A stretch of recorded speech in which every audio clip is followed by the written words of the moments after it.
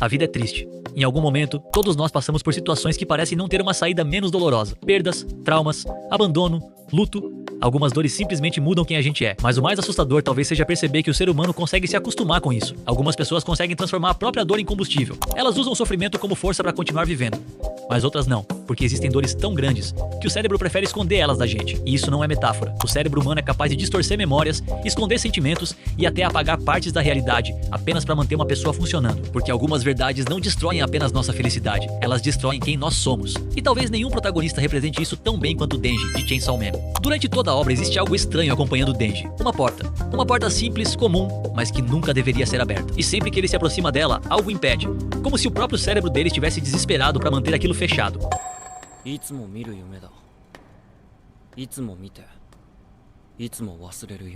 Chainsaw Man começou sua adaptação em anime em 2022 e rapidamente virou um dos maiores fenômenos modernos dos animes. Violento, caótico, exagerado e completamente insano na superfície. Mas por trás de todo o sangue da insanidade, existe uma história absurdamente triste, porque Denji nunca viveu de verdade. Desde criança, ele herdou as dívidas do pai morto e foi jogado no pior lado possível do mundo. Sem família, sem dinheiro, sem perspectiva e sem nenhum tipo de carinho humano. Enquanto outros protagonistas sonham em salvar o mundo, o maior sonho do Denji era algo extremamente simples. Comer bem, dormir numa cama, ter alguém do lado dele. E talvez seja exatamente isso que faz tanta gente se conectar com ele. Denji não parece um herói, ele parece uma pessoa quebrada tentando sobreviver.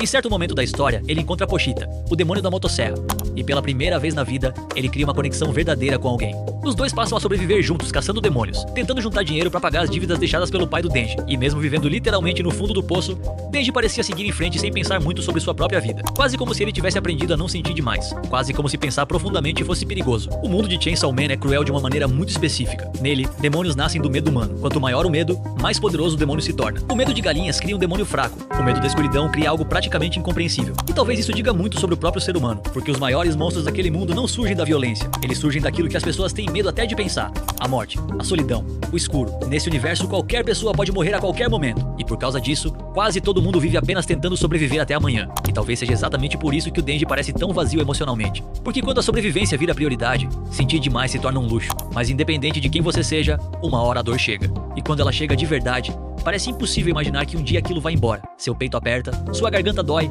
seu estômago embrulha e qualquer coisa mínima faz tudo voltar de novo. Às vezes uma música, um lugar, uma lembrança. E por mais clichê que pareça, existe uma frase que todo mundo odeia ouvir nesse momento.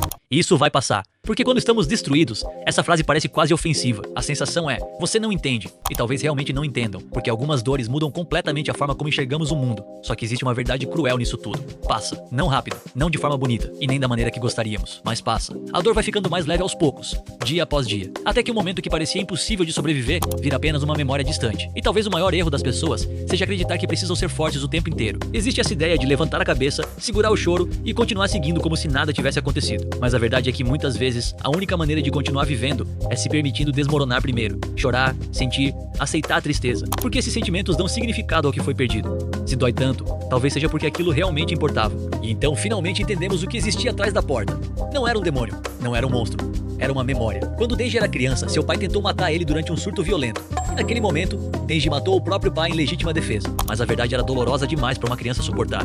Então seu cérebro fez a única coisa que podia fazer para manter ele vivo. Escondeu aquilo. Transformou a memória em uma porta fechada. Porque aceitar aquela verdade significaria destruir completamente a própria identidade. E talvez seja por isso que o Denji parece emocionalmente vazio durante grande parte da obra. Ele não está apenas evitando tristeza. Ele está sobrevivendo. A porta nunca foi apenas um mistério narrativo. Ela representa algo que existe em muitas pessoas reais. Porque nem todo mundo enfrenta a própria dor. Algumas pessoas enterram ela. Se afundam em trabalho, em festas, em luxos, em relacionamentos vazios, em distrações constantes.